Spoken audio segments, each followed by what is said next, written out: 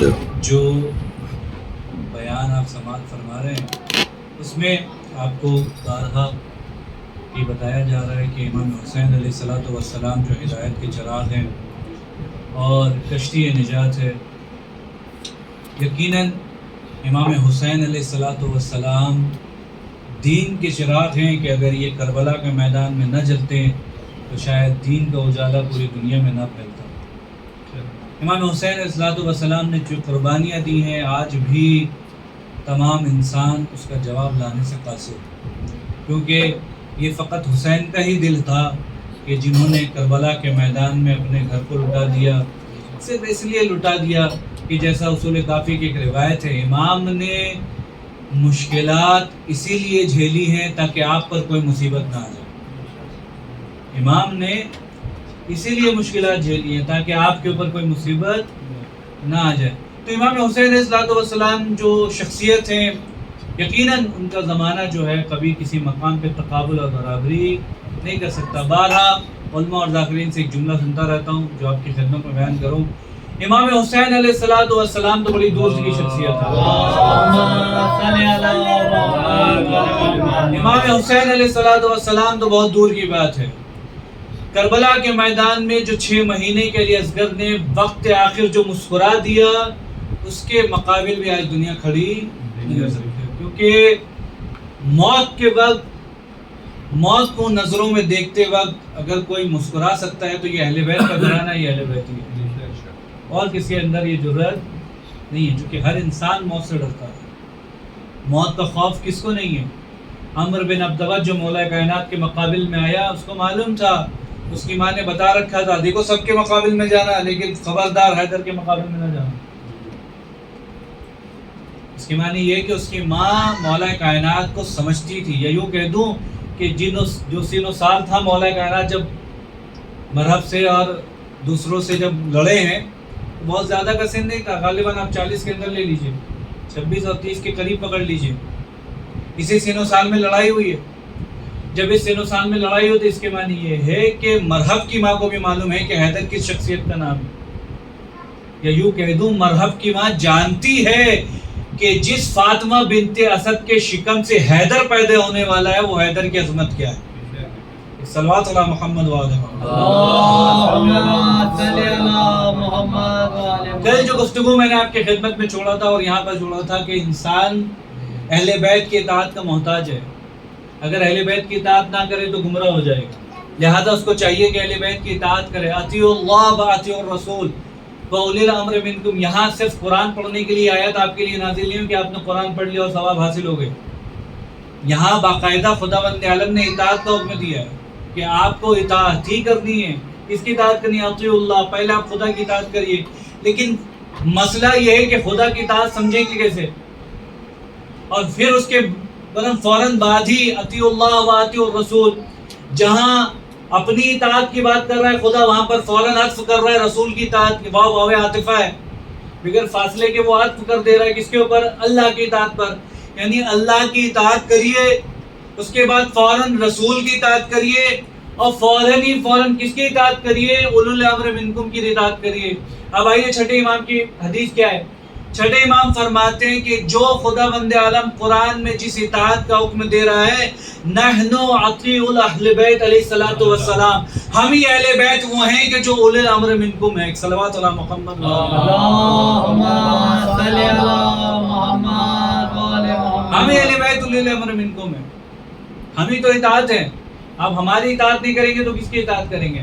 لہٰذا کل وہ جملے اگر آپ کو یاد ہو تو یہ جملے میں نے آپ کی خدمت میں پیش کیے کہ ہمارا شیعہ وہ ہے، اہل بیت کا شیعہ وہ ہے کہ جو سر تسلیم خم رہتا ہے حکم اہل بیت میں.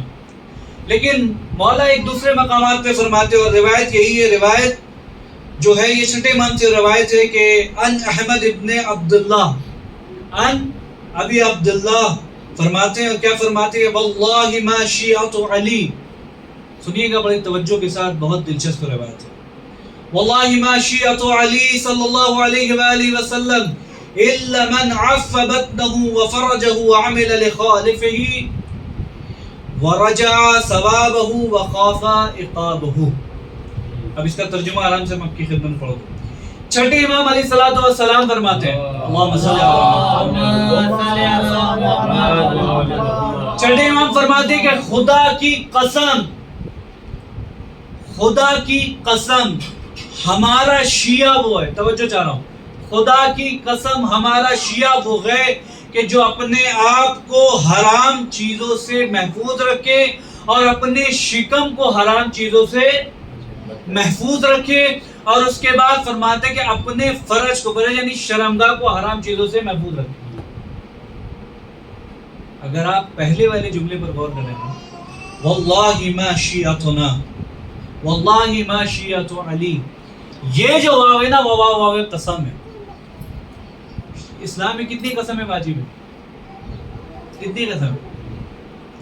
ہم سے آپ کی بات ہوئی تو آپ نے کہا خدا کی قسم، آپ نے کہا کہ اہل بیت کی قسم، آپ نے کہا کہ قرآن کی قسم، آپ نے کہا کہ علم کی قسم، یعنی اگزامپل دے رہا ہوں، آپ نے کہا کہ مولا کائنات کی قسم، آپ نے کہا شہزادی کی قسم۔ دیکھیں یہ تمام کے تمام قسم اپنی جگہ پہ قابل احترام ہیں، لیکن ان کے قسم اگر جھوٹ ہو جانے پر یعنی آپ نے جھوٹی قسم کھا لی تو اس میں عقاب ہے، گناہ گار آپ ہیں، لیکن اس میں کفارہ نہیں ہے۔ سنیے گا بڑی توجہ کے ساتھ جو پہنچا رہا ہوں میں آپ کی خدمت میں، اس میں آپ گناہ گار تو ضرور بنیں گے لیکن آپ پر کفارہ واجب نہیں ہوگا۔ لیکن اسلام میں 3 ایسے قسم ہے کہ اگر آپ نے کھا لیے، پہلی چیز یہ کہ آپ اس کو ایوائڈ کریں، کوشش کریں کہ نہ کھائیں، ولو کہ آپ بھی حق پر ہیں پھر بھی نہ کھائیں، لیکن اگر پھر بھی آپ نے یہ 3 الفاظ کہہ کر اگر آپ نے قسم کھا لیے، 3 لفظ کے ذریعے سے اگر آپ نے قسم کھا لیے تو آپ پر، اور قسم جھوٹا کھا لیا آپ نے تو آپ پر کفارہ واجب ہے۔ کفارہ دیکھیے قسم کا کیا ہے، وہ قسم کیا ہے؟ واو تے اور بے، واو قسم، بائے قسم اور تائے قسم۔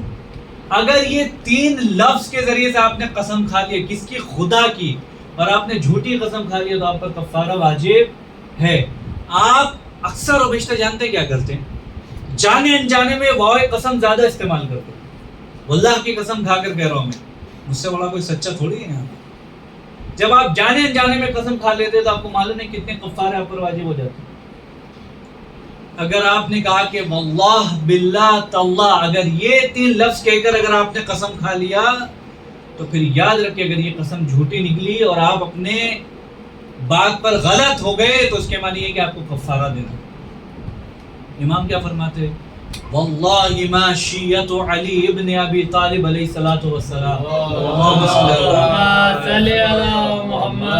کہ الا من عف بطنه وفرج عمله صالحا، خدا کی قسم امام فرماتے، دیکھیں امام قسم کھا رہا ہے، ایک خدا قسم کھا رہا ہے، والتین والزیتون وطور سینین وهذا البلد الامین لقد خلقنا الانسان فی احسن تقویم، وہاں خدا قسم کھا رہا ہے، اور خدا قسم جانتے ہیں کیا کر رہا ہے؟ میں خدا واللہ والتین والزیتون وطور سینین وهذا البلد الامین، پہاڑ کی قسم، طور کی قسم، سینین کی قسم، لقد خلقنا الانسان فی احسن تقویم، خدا خود اپنی قسم کھا کر کہہ رہا ہے کہ کون ہے مجھ جیسا انسانوں کو بہتر پیدا کرنے والا، تقویم کے سلسلے میں جو خدا نے آپ کو پیدا، لیکن یہ امام فرمایا واللہ ما شیعت علی، خدا کی قسم، خدا کی قسم ہمارا شیعہ وہ ہے کہ جو اپنے شکم اور اپنی شرمگاہ کو حرام چیزوں سے محفوظ رکھتا ہے۔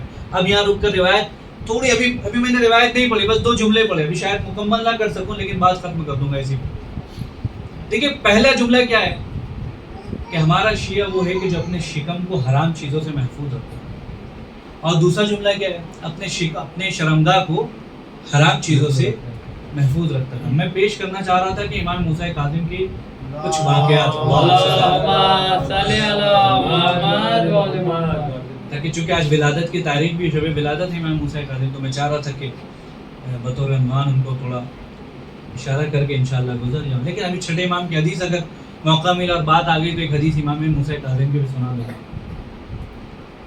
امام فرماتے کہ چھٹے امام سے روایت، امام فرماتے کہ ہمارا چاہنے والا وہ، ہمارا شیعہ وہ ہے، خدا کی قسم ہمارا شیعہ وہ ہے کہ جو اپنی شرمگاہ کو حرام چیزوں سے بچاتا ہے اور اپنی شکم کو حرام چیزوں سے بچا لیتا ہے۔ دوسرا جو جملہ ہے نا، اپنی شرمگاہ کو حرام چیزوں سے بچا لیتا ہے، یہ آپ اپنی اپنی جگہ پہ خود جھانک لیں کہ آپ کتنا ان چیزوں سے محفوظ ہیں، کتنا آپ نے اپنے آپ کو زنا سے محفوظ رکھا.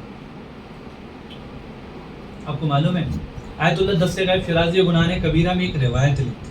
اور جانتے روایت کیا ہے؟ کہتے ہیں روز محشر جب زانی داخل ہوگا، محشر میں جب داخل ہوگا تو اس کے شرمگاہ سے ایک رطوبت خارج ہوگی. شرمگاہ سے رطوبت خارج ہوگی. کون داخل ہوگا روز محشر؟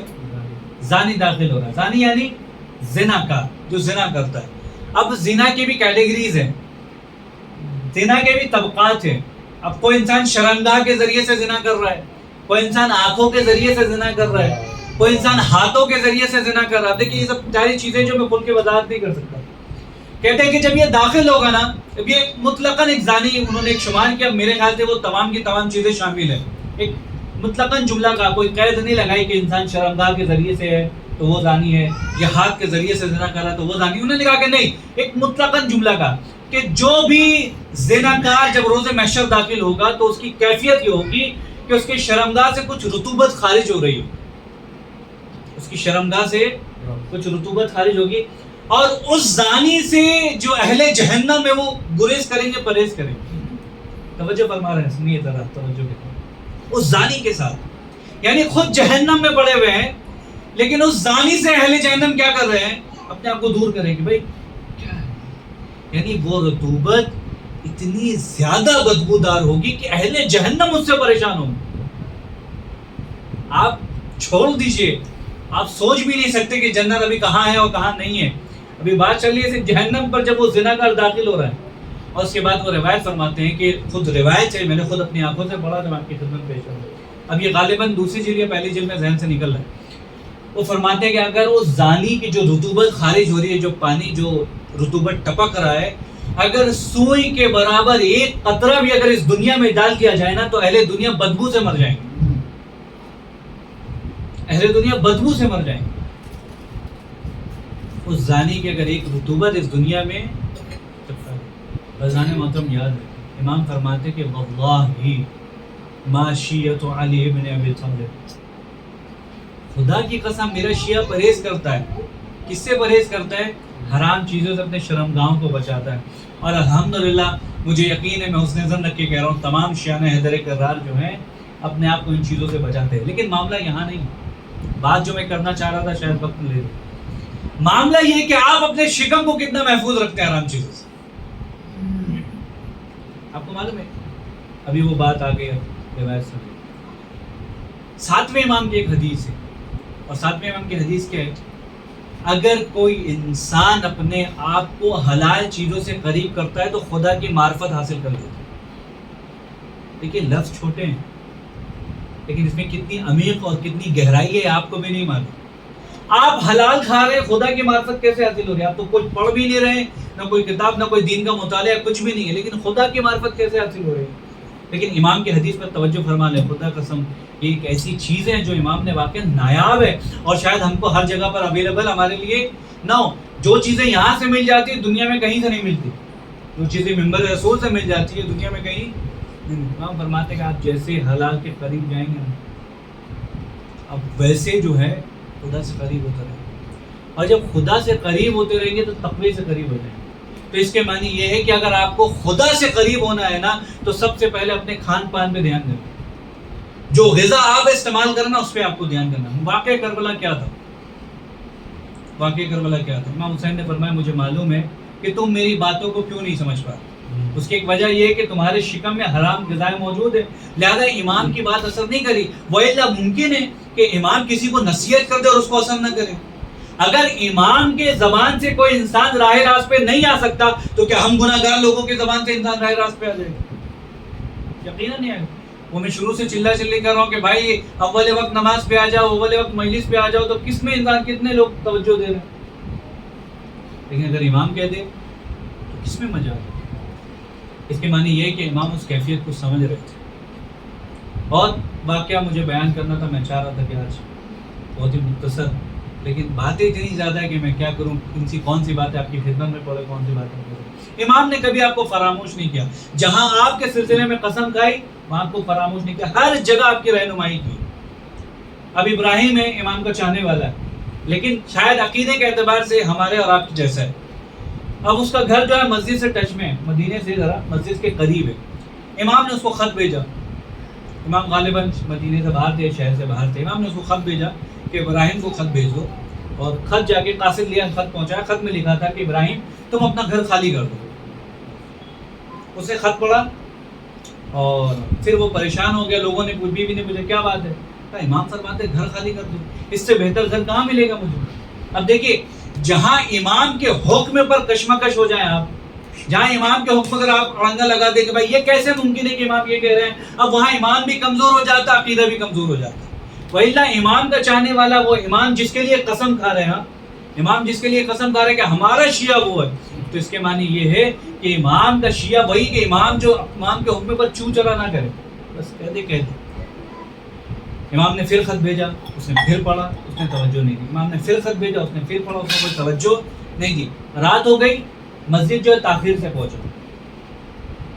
مسجد بڑی تاخیر سے پہنچا. لوگوں نے دیکھا کہ بھائی اتنی تاخیر میں تو مسجد آ رہے، ابراہیم خیریت تو ہے.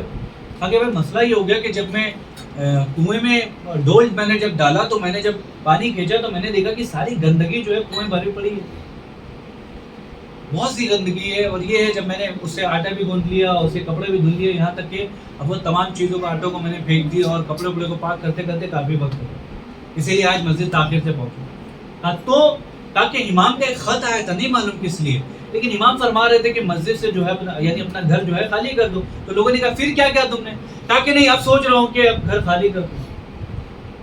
بہرحال گھر خالی کر دیا، اس نے دوسری جگہ کرائے پہ گھر لے لیا.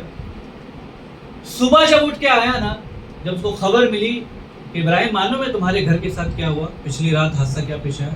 کہ تمہارا 2 منزلہ گھر تھا، دونوں منزلہ جو ہے کنویں میں ڈوب گیا، اسی گندگی میں گر گیا، اسی گندگی میں گر گیا. امام کیا کہہ رہے تھے؟ امام کہہ رہے تھے گھر خالی کر دو. امام کا ہے مدینے سے باہر ہے، امام کا چاہنے والا کا ہے مدینے میں، لیکن امام نے خط بھیج کر ان کو آگاہ کر دیا مصیبتوں سے. اس کے معنی ہے کہ امام کسی مقام پہ بھی رہے، اپنے چاہنے والے کو کبھی امام فراموش نہیں کرتے. ایک صلوات علی محمد و آل محمد. امام کہیں بھی ہو، امام کبھی آپ کو فراموش نہیں کرتے. یہ ہمارا ظرف ایسا ہے کہ ہم امام کو فراموش کرتے، ویلا امام نے کبھی آپ کو تنہا نہیں چھوڑا.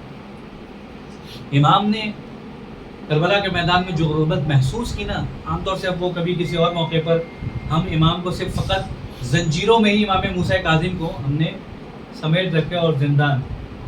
آپ کو معلوم ہے 14 سال زندان ہے امام کی، اس سے پہلے بھی ہے لیکن بیچ بیچ میں وقفہ ہے، لیکن مسلسل 14 سال امام کی زندان. آپ کو معلوم ہے زندان کیوں ہے؟ امام کو 14 سال کی زندان کیوں معلوم ہے؟ آپ تعجب کریں گے. امام کو 14 سال کی زندان صرف اس لیے ہے کہ آپ کو اہل بیت سے نسبت کیوں ہے، یعنی آپ کو اہل بیت سے نسبت کیوں ہے، آپ کو رسول اللہ کی نسبت کیوں ہے. کوئی انسان 14 سال سے یہ زندان صرف اس لیے کہ آپ کو نسبت کیوں. اذان محترم امام موسیٰ کاظم علیہ السلام جانتے آپ کو روایت کی امام نے جو غربت برداشت کی ہے نا، امام نے اپنے چاہنے والوں کو کہا کہ جا کر یہ خبر پورے مدینے میں پہنچا دینا. کیا پہنچا دینا؟ امام نے فرمایا، امام نے جو تکلیفیں محسوس کی ہیں نا، وہ روایت آپ کی خدمت میں. امام نے فرمایا کہ جانا اور تمام لوگوں کو میرا پیغام دے دینا، جو بھی مومنین یا میرا چاہنے والا اگر غربت میں مر جاتا ہے تو نماز جنازے کے لیے میں خود آتا. 7ویں امام، اگر کوئی انسان غربت میں مر جاتا ہے تو 7ویں امام نماز جنازے کے لیے خود آتے. وہ مصیبت امام نے برداشت کی. ہاں باب اعظم، میں کون سی تکلیف اور کس کس مشکلات کو آپ کی خدمت میں پیش کروں جو امام پر گزری. ایک چاہنے والا کہتا ہے جب میں نے امام موسیٰ کاظم علیہ السلام سے ملاقات کرنے کی خواہش کی،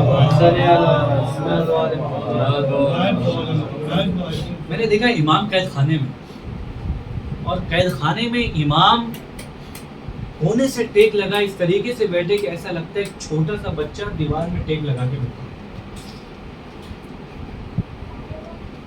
امام موسیٰ کاظم علیہ السلام نے جس طریقے سے 14 سال زندان برداشت کیے نا، خدا قسم اللہ آپ سب کو وہ بغداد جو ہے امام کا قید خانہ جو ہے آپ جا کے دیکھیں اور آپ کو زندان دیکھ کے محسوس ہوگا امام وہ زندان میں نہیں تھے کہ جس کے بارے میں آج کل روایتیں ملتی کہ زندان ایسا ہوتا ہے ویسا ہوتا ہے. وہ زندان میں نہیں تھے.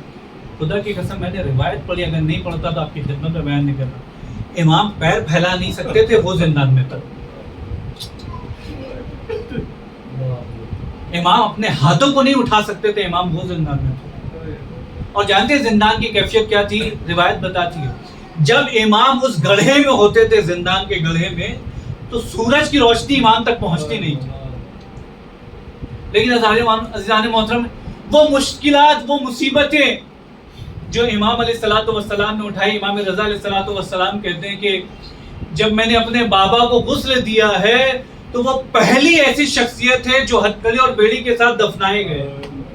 اللہ ہار باب اعضا, ذرا توجہ فرمائیے گا. امام موسیٰ کاظم علیہ الصلوۃ والسلام کو زہر دیا گیا اور یہاں تک کہ زندان میں امام کے انتقال ہو گیا. امام اس دنیا سے شہید ہو گئے, امام اس دنیا سے چلے گئے. لیکن روایت یہ بتاتی ہے کہ امام کا جنازہ بغداد کے پل پر لا کر رکھ دیا. خدا قسم اگر لا کے رکھ دیا ہوتا تو شاید میں آپ کی خدمت میں پیش کرتا کہ لوگوں نے لا کر رکھ دیا. 4 مزدورے لائے گئے اور امام کے لیے یہ کہا گیا کہ یہ جنازے کو اٹھاؤ اور جا کے بغداد کے پل پر جا کے پھینک دو. اس کے معنی ہے کہ امام کا جنازہ بغداد کے پل پہ رکھا نہیں گیا, امام کا جنازہ بغداد کے پل پر پھینکا گیا. ہاں جانے محترم, امام موسیٰ کاظم علیہ الصلوۃ والسلام کا جب چاہنے والے نے کسی نے دیکھا کہ امام کا جنازہ اس غربت کے ساتھ پڑا ہے تو لوگوں میں ایک انقلاب پیدا ہو گیا. لوگ آئے اور آنے کے بعد غسل و کفن دیا. روایت بتاتی کہ 7,000 درہم کے جو روایت ہے امام موسیٰ کاظم علیہ السلام کو کفن دیا گیا. اب یہاں تک کہ روایت یہ ہے کہ امام رضا علیہ الصلوۃ والسلام اعجاز سے آئے. آنے کے بعد امام موسیٰ کاظم علیہ الصلوۃ والسلام کو غسل دیا, امام کو کفن پہنایا, امام کو حنوط کروایا اور اس کے بعد امام علیہ رضا علیہ الصلوۃ والسلام چلے گئے. میں کہوں گا مولا بڑی مصیبتیں آپ نے زندان میں جھیلی ہیں. یقین جانے جو مصیبت امام موسیٰ کاظم پر ٹوٹی وہ شاید کسی پر نہیں ٹوٹی, لیکن مولا جب جنازہ آپ کا رکھا گیا تھا تو آپ کے چاہنے والے لوگ آئے اور آنے کے بعد آپ کے جنازے کو غسل بھی دیا گیا, آپ کے جنازے کو کفن بھی پہنایا گیا. مولا آپ کا بیٹا آیا تھا, آپ کے جنازے پر نماز جنازہ بھی اس نے پڑھی, لیکن مولا مجھے معاف کریے گا, میں نے جب تاریخ میں یہ منظر دیکھا کہ ایک باپ کا جنازہ اس کے بیٹے کے سامنے پڑا ہے, لیکن بیٹے میں یہ جرت نہیں ہے کہ وہ باپ کے جنازے کو جا کے پڑھائے. ارے پڑھاتے بھی تو کیسے پڑھاتے, ارے ہاتھوں میں ہتھکڑیاں, گلے میں خاردار ٹھوک. ارے میرا مظلوم امام اب بابا کے جنازے کو دیکھتا ہوا اب گزرتا جا رہا تھا, کہتا السلام علیکہ یا ابا عبداللہ, السلام علیکہ یا قریرۃ رسول اللہ صلی اللہ علیہ وآلہ وسلم, السلام علیکہ یا ثمرۃ الرسول, السلام علیکہ یا ثمرۃ العلی. اے میرے بابا, ارے آپ تو رسول اللہ کے ثمر تھے, آپ تو مولا کائنات کے علی تھے, لیکن بابا جو مصیبت آپ پر ٹوٹی ارے وہ کسی کے نا پر نہ ٹوٹی. اب منہال نے سوال کیا مولا کتنا گریہ فرمائیے گا, مولا شہادت تو آپ کی میراث ہے. امام سجاد علیہ الصلوۃ والسلام نے فرمایا اے منہال تو نے انصاف نہیں کیا, یقیناً شہادت میری میراث ہے, لیکن ذرا یہ تو بتا ارے میرے بابا کا جنازہ ارے 3 دن تک کربلا کے میدان میں ارے جلتی ریت پہ پڑا رہا, لیکن مسلمان دفنانے نہ آئے, اپنے اپنے جنازے کو لیا, لیکن رسول کے نواسے کو ارے کربلا کے میدان میں ایسے چھوڑ دیا. ہر باب اعضا جب کوئی امام سجاد سے پوچھ لیتا تھا مولا کتنا گریہ فرمائیں گے, تو امام سجاد فرماتے تھے تو نے انصاف نہ کیا. ارے میں وہ ہوں کہ جس نے اپنی بہن بیٹیوں کو ارے کبھی کربلا, کبھی کوفہ, کبھی شام کے بازار میں ارے بے مکنا و چادر دیکھا ہے. اللہ اکبر. جو شہزادیاں ارے ماں کے قبر پر نہ جایا کرتی تھی, آج وہ شام کے دربار میں ارے یزید کے دربار میں بے مکنا و چادر علی کی بیٹیاں لائی گئی ہے. واہ غربتا, واہ ولیہ, واہ مصیبت. لعنت اللہ علی القوم الظالمین وسيعلم الذین ظلموا من ينقلب ينقلبون. انا للہ و انا الیہ راجعون. رضا بقضائہ و تسلیما لامرہ.